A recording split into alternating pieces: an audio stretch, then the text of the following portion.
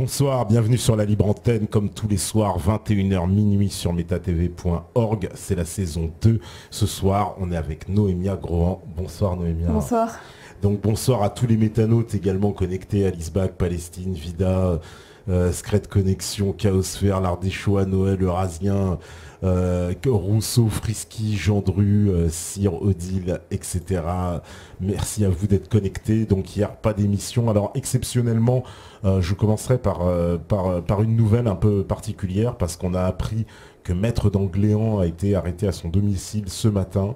Donc il a passé la journée en garde à vue suite à une plainte déposée par Maître François Déton donc concernant son affaire.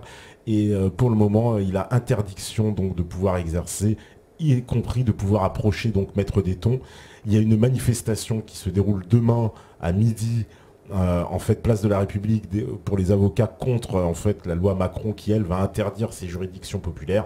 J'invite tout le monde à aller pour demander des comptes à Maître Déton et lui demander pourquoi Maître d'Angléan n'a plus le droit d'exercer et n'a plus le droit de l'approcher évidemment, puisque si lui-même se rendrait à cette manifestation, il serait immédiatement arrêté. Donc voilà, donc une fois n'est pas coutume, voilà, désolé Noémia, je suis obligé d'annoncer cette nouvelle voilà un peu particulière et très grave, hein, parce que nous, vous savez très bien qu'on suit cette affaire, donc on vous donnera de plus amples renseignements, en tout cas à suivre. Et ben bienvenue hein, dans la Libre Antenne. Donc Noémia, toi tu as écrit un livre. Voilà, c'est ça. Voilà, alors ce livre, je vais le montrer, je fais mon libraire, hein, j'ai l'habitude maintenant. Voilà, donc ce livre c'est de la rage dans mon cartable, où on va dire que tu nous expliques un peu ton parcours au sein on va dire de l'éducation nationale, puisque ça commence voilà, effectivement collège, lycée, dès le collège en fait. Voilà, dès le collège où ça devient très problématique. Et tu nous expliques ce qu'on appelle aujourd'hui le harcèlement, parce que tu as été victime, on peut dire, harcèlement. J'ai été victime de harcèlement scolaire en fait, effectivement, pendant toutes mes années de collège, c'est-à-dire de la 6e jusqu'à la 3e. Voilà. Donc il y a eu 4 ans, on va dire, d'enfer. 4 ans, ouais. C'est ça, c'est-à-dire que le harcèlement, alors pour le définir, parce que justement, il y a beaucoup de gens qui pensent que le harcèlement, des fois, c'est un peu une vue de l'esprit. Mais toi, comment tu en parles, c'est avec les tripes, on voit que c'est quelque chose de violent. Très violent. Voilà, parce qu'effectivement, en fait, la caractéristique du harcèlement, en fait, c'est la répétition. Et en fait, des fois, c'est ce qu'on peut appeler des micro-violences, que ce soit physique ou que ce soit psychologique ou verbal. Mais en fait, accumuler, ça devient vraiment extrêmement difficile à supporter, en fait, au bout d'un moment, quoi. Quand c'est l'accumulation, en fait, qui pèse au bout d'un moment, que ce soit des moqueries, que ce soit des brimades, que ce soit des coups physiques. Enfin, je suis passée partout, j'ai tout subi. Et ça a été extrêmement dur parce que ça a duré 4 ans, en fait. Ouais, voilà, 4 années, j'ai envie de dire, de calvaire. Parce que, donc, tu nous expliques bien que, en plus, au départ, quand on cherche à comprendre, alors il y en a qui vont toujours dire il n'y a pas de fumée sans feu, mais c'est quoi? C'est la différence? C'est vraiment parti d'un décalage, parce qu'en fait mes années de primaire se sont très bien passées. J'étais très bien intégrée par les autres, j'avais beaucoup d'amis garçons en fait, parce que j'étais assez garçon manqué, du coup j'aimais bien jouer au foot, les activités un peu sportives, mais tout se passait bien, j'avais de bons résultats scolaires. Et quand je suis rentrée au collège, en fait, j'ai pas retrouvé d'anciens amis dans ma classe. Tout le monde se connaissait plus ou moins. Il y avait déjà des petits groupes de filles, des petits groupes de gars. Et du coup, je me suis retrouvée un peu exclue dès le départ. Et très peu de temps après la rentrée, j'ai commencé à être victime de harcèlement, en particulier au début de la part de 2 filles en fait, dans ma classe. Voilà, c'est ça. Il y a 2 filles. C'est ça, c'était les 2 meneuses en fait. Voilà. Et du coup, elles ont commencé à m'agresser sur mon physique, sur ma manière de m'habiller, parce que j'étais pas du tout à la mode, j'étais pas du tout les marques et tout. Moi, ça m'avait jamais intéressé, je m'en foutais.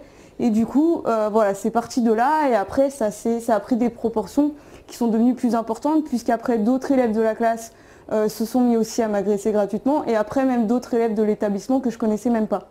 Donc, ça a pris des proportions assez énormes, en fait, très rapidement. Très rapidement.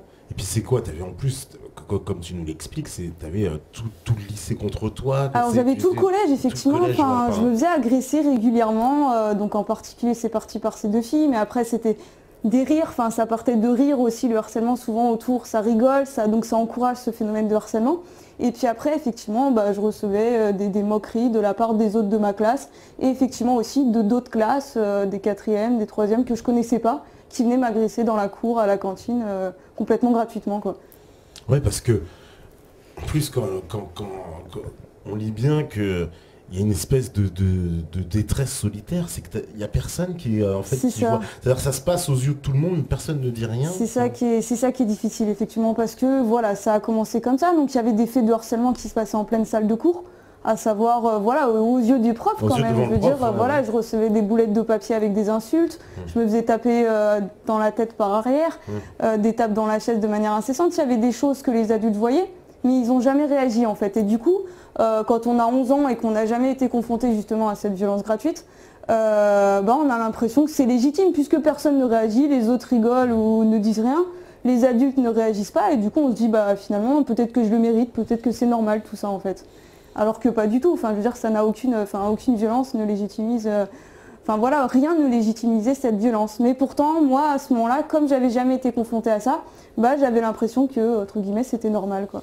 Oui, c'est un peu comme dans les... souvent, on sait que les victimes de viol, elles portent une responsabilité. Là, c'est un peu ça. C'est-à-dire que tu sais pas où si tu dis, ouais, c'est peut-être moi, en fait, peut-être que finalement, dans mon comportement, je l'ai mérité. On se dit ça, je l'ai mérité, voilà. Puisque personne ne réagit, puisque c'est finalement moi qui ai été choisi parmi tous ces élèves. Pourquoi moi? Et du coup, ça crée un sentiment de culpabilité et de honte.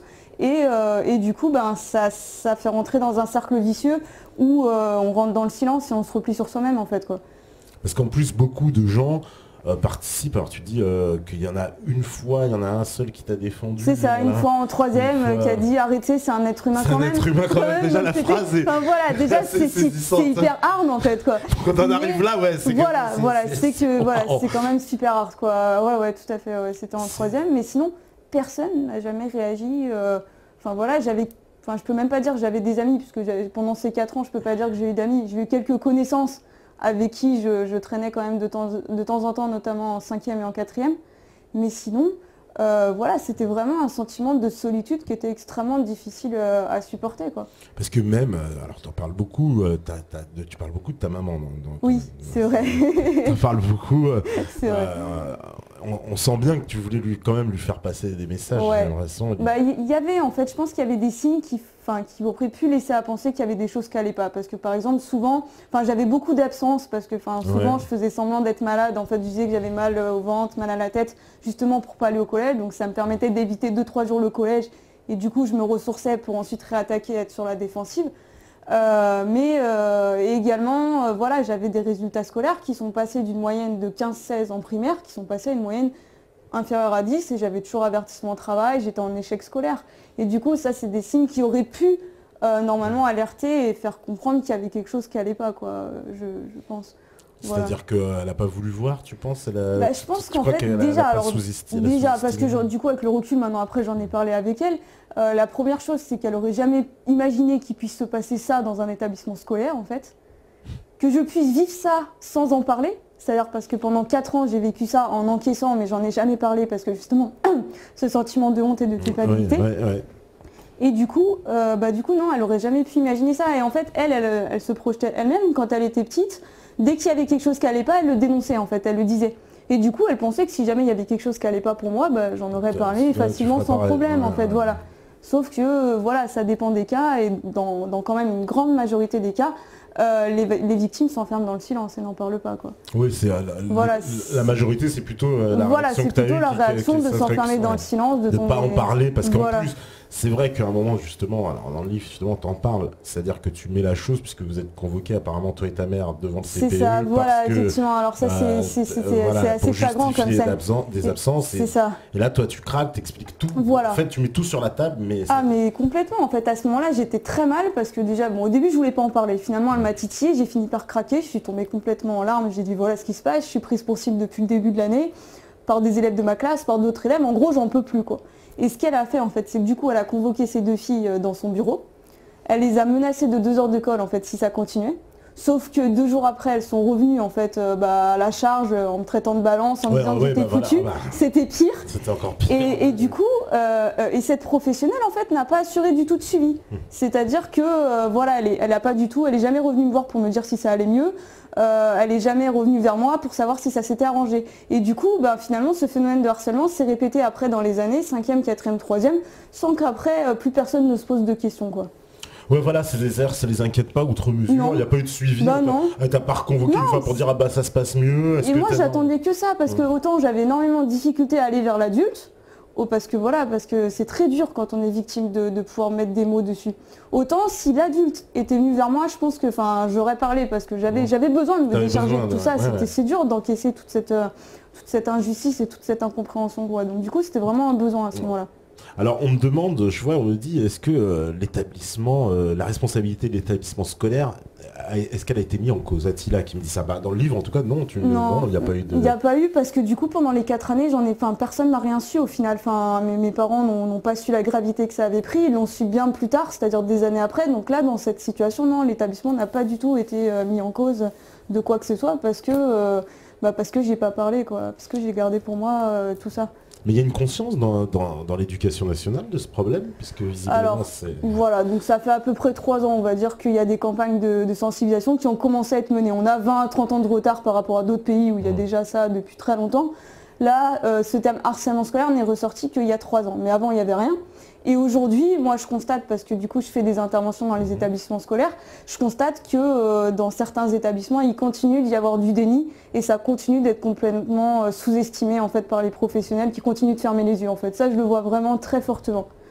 Parce que par exemple, on sait qu'il y a beaucoup d'histoires de raquettes aussi, ça en fait partie. Ça peut en faire partie, quand c'est comme ça, menaces, tout ça, ça peut tout à fait rentrer effectivement dans ce phénomène de harcèlement scolaire. Ouais, parce que... Alors, qu'est-ce qu'on me dit encore? On me dit qu'il y a des jeunes filles qui prennent des antidépresseurs à 16 ans et on ne sait pas forcément d'où vient le mal-être. Difficile à faire parler un ado et d'être sûr qu'il dit bien la vérité.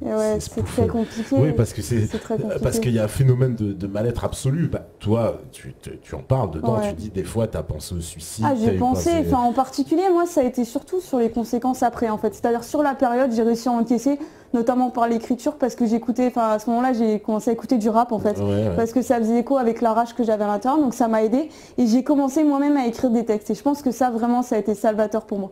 Mais je suis passée après, par la suite, par des moments où justement, dans les conséquences, je répétais toujours le même schéma, j'arrivais pas à me construire professionnellement. Je suis passée par des moments très difficiles de dépression, en lien avec ce que j'avais vécu en fait, parce que dans le présent, tout allait bien. Mais je sentais que c'était en lien avec cette confiance que j'avais perdue. Et du coup, effectivement, je suis passée après par des dépressions et par même des envies d'en finir complètement parce que je voyais pas d'issue en fait, quoi.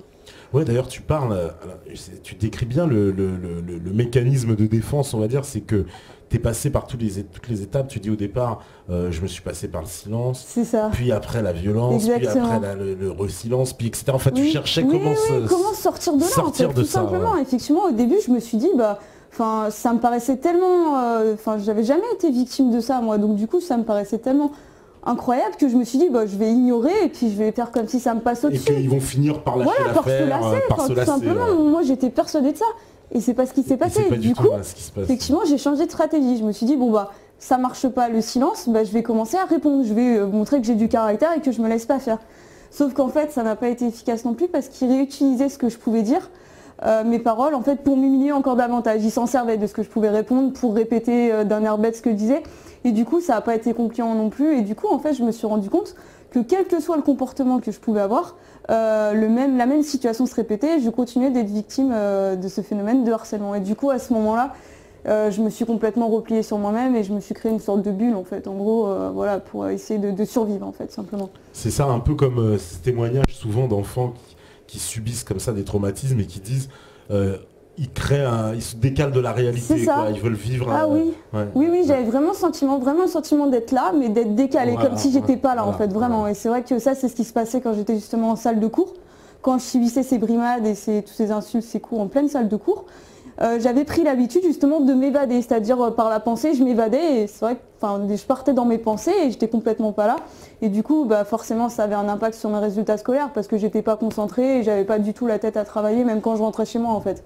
Et ça, en plus, c'est ce que tu dis, il n'y a aucun prof qui s'est jamais posé de questions. Ils ont dit, elle travaille pas, point. C'est ça, effectivement, quand il y avait, parce qu'il y avait quand même des rencontres parents-professeurs qu'il y a dans tout établissement.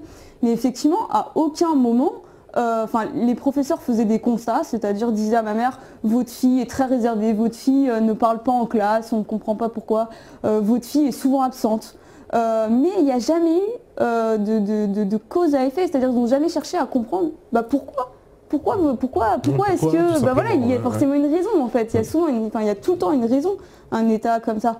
Et ils n'ont jamais cherché à comprendre, et du coup, c'est vrai que du coup, ils ont jamais alerté ma mère, alors qu'il y avait, voilà, des choses qu'ils voyaient. C'est ça qui est terrible. Oui, personne ne s'est posé la question, c'est ça qu'on se dit à aucun moment, quoi. C'est ça qui est terrible, oui. On me dit, qu'en est-il des assistantes sociales présentes dans les établissements? C'est vrai, il y a des... Alors à ce moment-là, moi dans mon établissement scolaire, j'ai pas le souvenir qu'il y avait une assistante sociale. Il y avait une infirmière en fait qui était présente dans le collège, voilà, mais qu'on voyait une fois par an et qui était, qui se substitue un petit peu des fois. Et voilà, j'ai jamais pu compter sur leur aide en fait.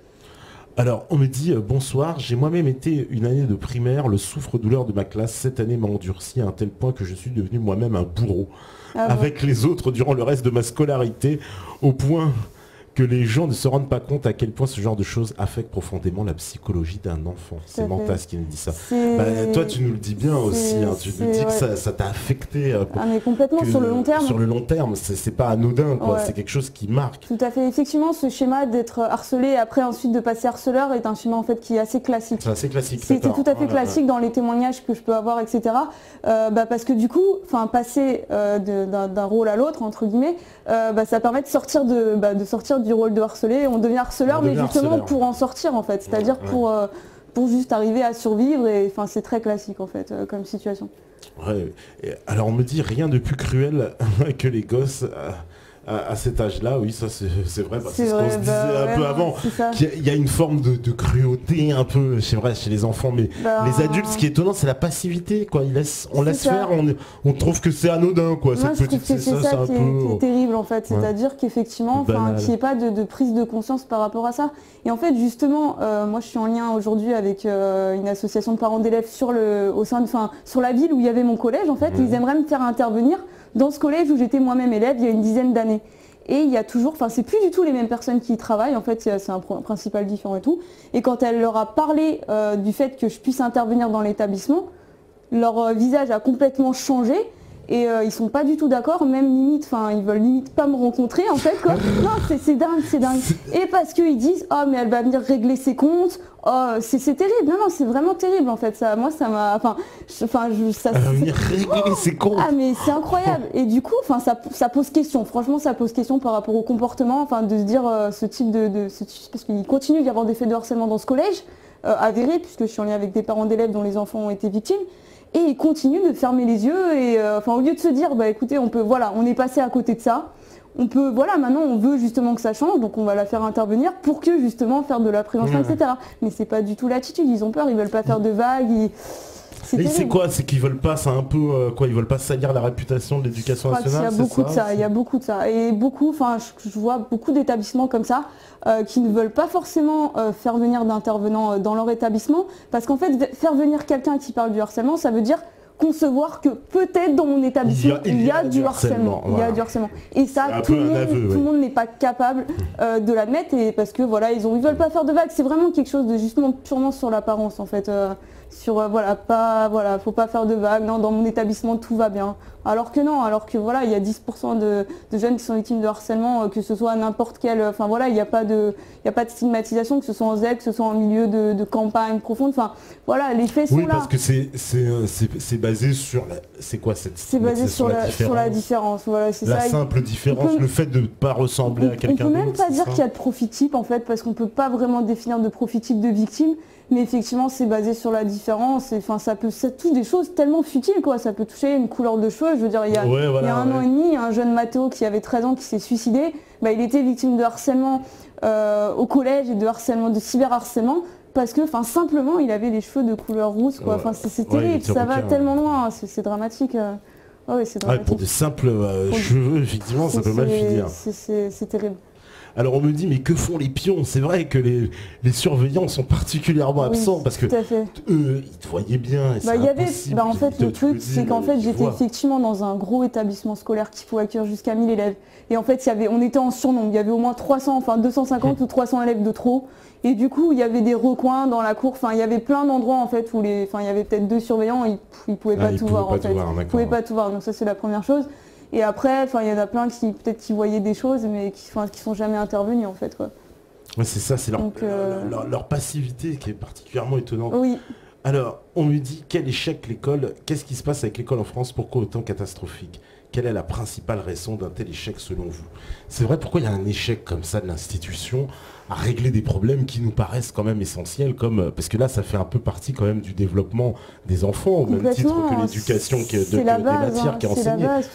Comment on peut enseigner à quelqu'un qui a mal psychologiquement, qui est harcelé comme c'est ça, alors que c'est beaucoup ça en fait. C'est-à-dire qu'il y a plein de professeurs qui simplement le fait de faire leur cours, ça leur suffit en fait. Ils vont juste faire leur cours et peu importe ce qui se passe dans la classe, peu importe l'état Ils ne se sentent pas concernés. Non, ils ne se sentent pas concernés. Moi je pense que c'est ça. Je pense qu'il y a vraiment...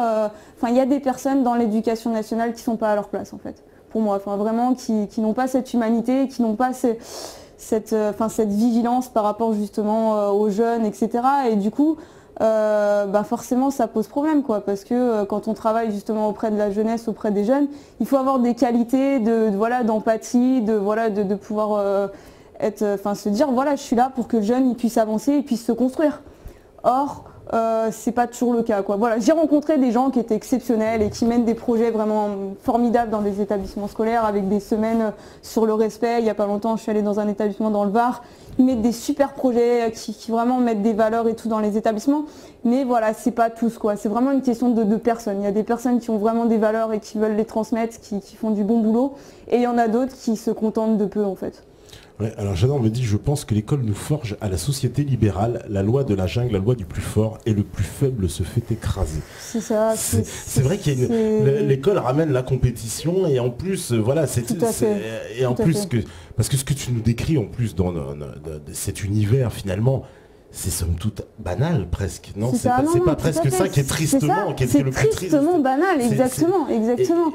Mais effectivement, comme ce qui est dit, le milieu scolaire, ce qui se passe dans le milieu scolaire n'est que le reflet finalement de la société actuelle en fait, qui est basée sur des non-valeurs, sur de l'individualisme, sur le matérialisme, sur plein de choses en fait, mais qui finalement ne sont pas des valeurs profondes de respect de l'autre, de tolérance, de solidarité. Et on est loin de là, c'est pas du tout les valeurs qu'on véhicule, ni dans la société, ni dans les établissements scolaires, quoi, effectivement. C'est parce que les établissements, effectivement, sont loin. On me dit la différence est un prétexte pour les élèves bourreaux pour obtenir du pouvoir sur quelqu'un d'autre. Tiens, c'est pas mal ça. Il dit qu'il pense que la différence, ce qu'on appelle la différence, c'est un prétexte en fait pour les bourreaux. C'est-à-dire qu'en fait l'élève est déjà un peu sadique et en fait le fait d'être différent lui donne un prétexte. Non mais c'est sûr qu'il y en a qui ont vraiment déjà en eux quelque chose de mauvais en fait. Et du coup qu'il exprime, ça peut s'exprimer même très jeune en fait. Très jeune et très violemment parce que il y a en plus ça c'est quelque chose, alors on en parlait aussi, il y a une caisse de résonance aujourd'hui avec les réseaux sociaux qui amplifie le phénomène, c'est-à-dire ce que tu nous décris là, en plus avec Facebook et compagnie, ça donne des portées qui sont encore plus grandes. C'est terrible en fait, c'est effectivement ce qu'on appelle le cyberharcèlement et c'est quelque chose qui fait énormément de ravages parce que ça commence du coup dans le milieu scolaire, un jeune qui est victime de harcèlement dans son établissement, mais après dès qu'il sort du bus, il rentre chez lui, il continue d'être victime, c'est-à-dire qu'il est jamais tranquille, jamais serein, il allume son ordinateur, il va sur Facebook, il y a des pages qui sont créées à son effigie avec des photos de lui retravaillées, horribles.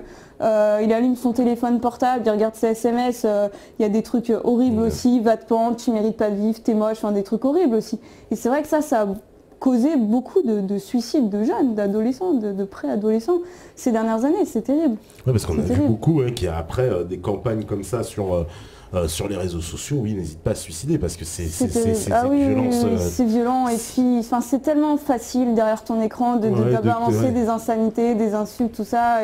Et du coup, il y en a qui vont dedans, c'est terrible.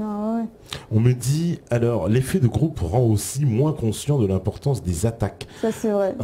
L'effet c'est ça qui fait tout. Oui, parce que c'est ça, c'est l'effet de groupe. Toi, tu parles, tu dis, c'est un peu une scène de théâtre, en fait. C'est-à-dire, c'est un spectacle qui est joué avec des acteurs et puis un public. Tout à fait. Et tu dis d'ailleurs, s'il n'y avait pas le public, le harcèlement n'existerait pas. S'il n'y a pas de témoins autour, c'est eux qui du coup encouragent en rigolant ou en ne disant rien, c'est eux qui encouragent. Effectivement, s'ils ne sont pas là, aussi ils interviennent de manière positive, il n'y a pas ce phénomène de harcèlement. Parce qu'il n'y a pas il y a personne pour encourager finalement les faits, quoi. C'est ça en fait. Donc donc le public est très important, c'est important. Le harcèlement scolaire, c'est vraiment une relation triangulaire entre effectivement la victime, l'auteur des faits de harcèlement, et autour, c'est les pairs, tous les témoins, en fait, le public. C'est un jeu à 3 bandes, quoi. C'est ça. Et s'il y en a, enfin, ça peut pas fonctionner s'il n'y a pas un des 3, en fait. C'est vraiment, voilà, tout est lié. On me dit, elle aurait dû mettre une kippa, on aurait parlé d'elle jusqu'à la Maison Blanche. Ouais, bon, ça, c'est les trolls à Razia. Ah, il fait son troll, genre. Alors, ma question est assez polémique, mais cette expérience n'a pas malgré tout personnellement de t'enrichir sur le plan personnel, c'est-à-dire renforcer son caractère vis-à-vis de l'adversité et t'élever à un niveau supérieur.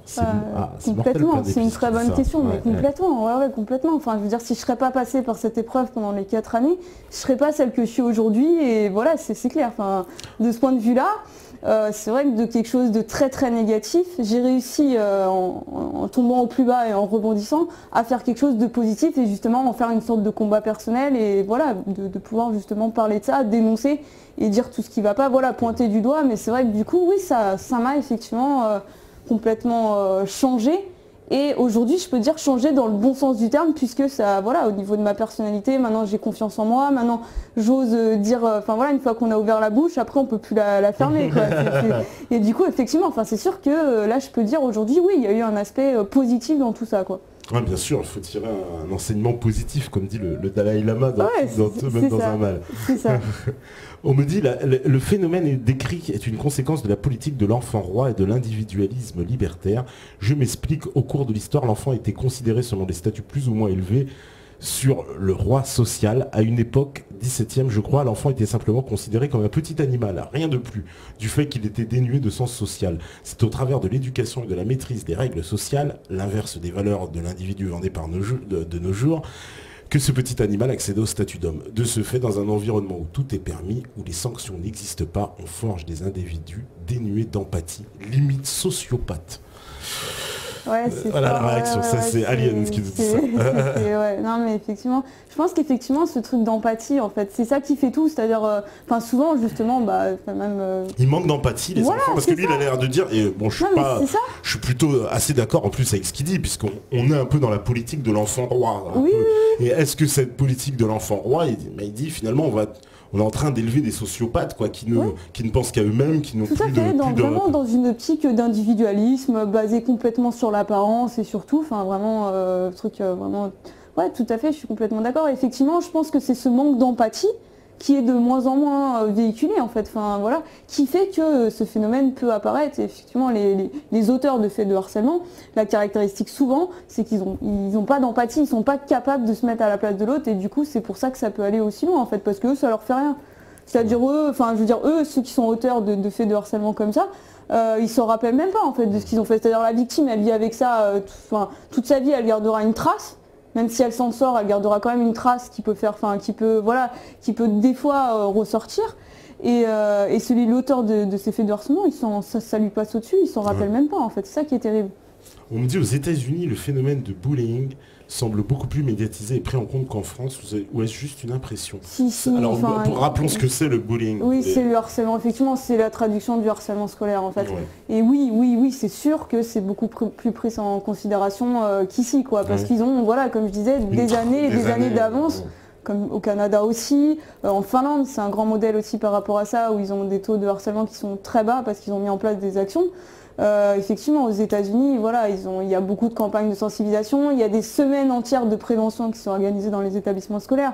Donc voilà, enfin, c'est un problème qui a été identifié. On n'en est pas encore là, quoi. Voilà, nous, en fait, en France, on est à la préhistoire de ça, on commence à découvrir ce problème. Voilà, on a commencé à faire des enquêtes, à voir les conséquences. Ça fait longtemps que ça existe, parce que comme je disais, voilà, ce que tu expliques, on l'a tous vécu dans les écoles, on a tous vu ça, on a peut-être même bien certains d'entre nous participé à ça. Donc on sait que c'est un phénomène qui a toujours existé, mais qui prend une dimension considérable parce qu'on voit les conséquences et avec les réseaux sociaux, encore une fois, qui n'améliorent pas. Qui font que ça...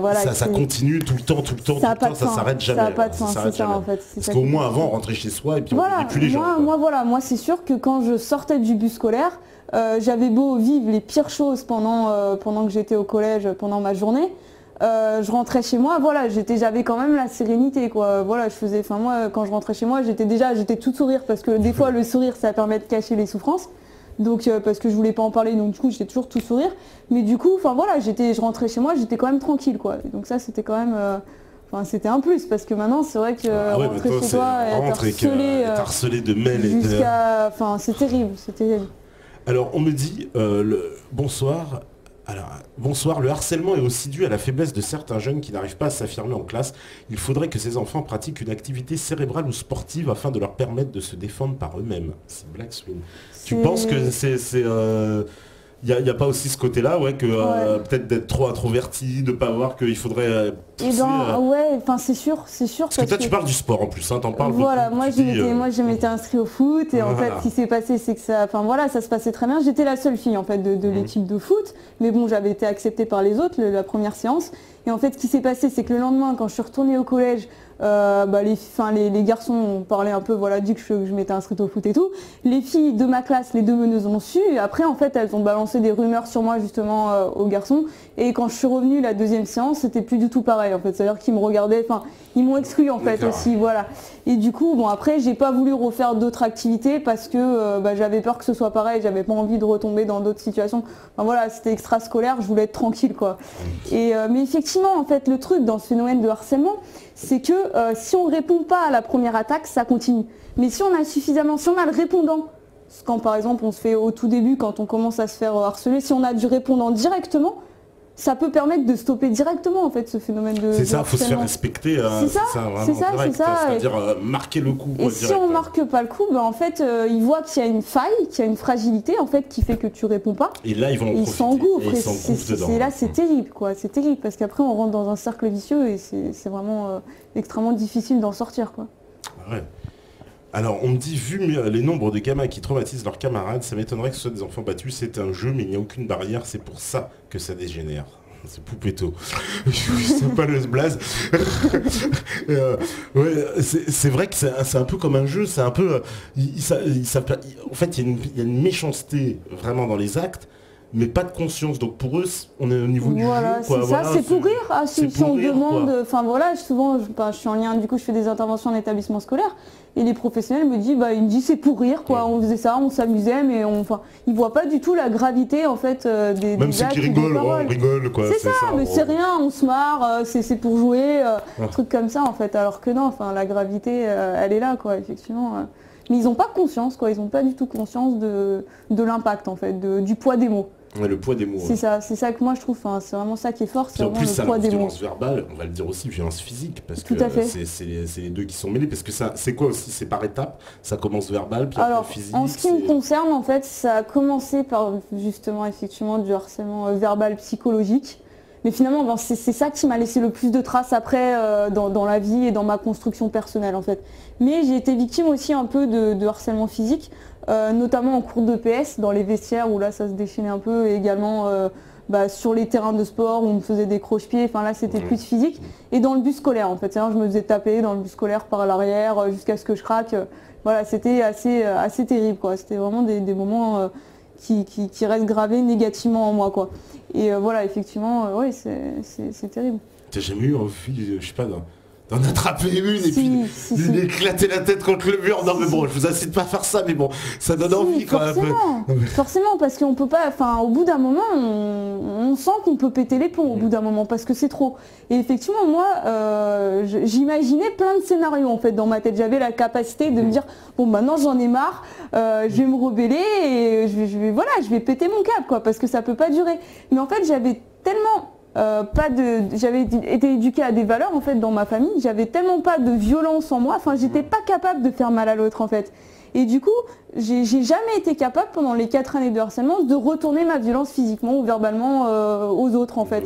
Et donc plutôt cette violence c'était double peine, parce que cette violence, non seulement je la recevais de la part des autres, cette souffrance, mais je me la remettais sur moi parce que j'étais dans l'autodestruction en fait à ce moment-là. Voilà, je suis passée après par des périodes de boulimie, d'anorexie, d'autodestruction, c'est ça en fait, c'est double peine, quoi. Et c'est marrant, c'est que les adultes ne voient rien, quoi. C'est ça qui me... voilà. On me demande si tu as déjà été victime de racisme. Ouais, je sais pas. Non. Voilà. On me dit concrètement aujourd'hui, une victime de harcèlement a-t-elle les moyens de se défendre? Vers qui peut-elle s'adresser? Les choses ont-elles évolué?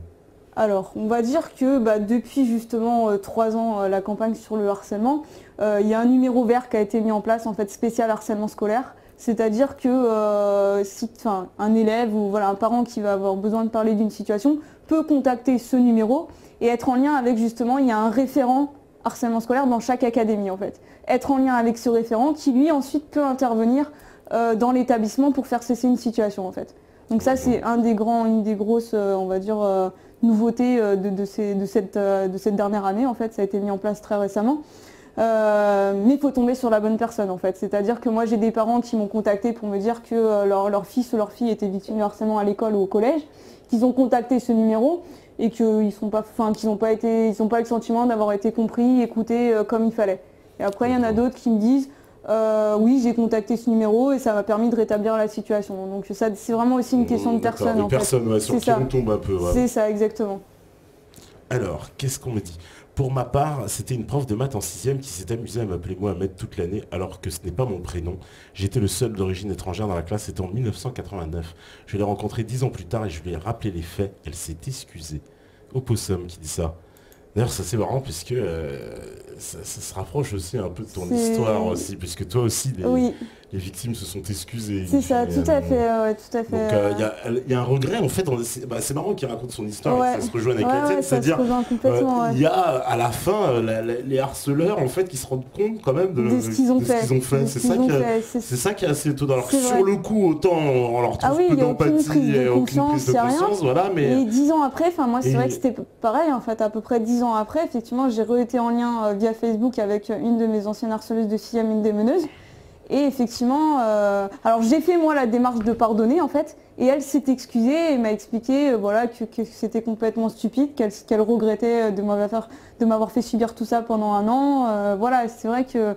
Mais ça, voilà, il y a une remise en question. Il y a des fois les choses travaillent en fait. Voilà, il y a de la maturité des fois qui vient. C'est ça qui est étonnant parce que elles se sont excusées, elles ont été touchées par ton témoignage. Oui, tout à fait. Voilà, parce que toi, tu as participé aussi donc à plusieurs émissions qui sont passées effectivement à la télé. Et voilà, effectivement, donc j'avais eu ce lien avec cette ancienne harceleuse et j'ai également été en lien après une émission où j'étais passée sur M6 avec justement, alors pas une harceleuse, mais une témoin en fait, quand j'étais en 3e. Et qui effectivement, voilà, un peu dans la même démarche, voilà, s'excusait de ne pas avoir réagi, d'avoir rigolé, de ne pas avoir fait partie des meneurs, mais d'avoir encouragé par les rires et par le comportement en fait.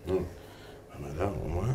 Alors, on me dit, si les mamans faisaient leur travail de mère à la maison, et si on ne laissait pas nos enfants à des nounous ou à la télévision et à l'éducation nationale, nos enfants seraient plus heureux et plus équilibrés.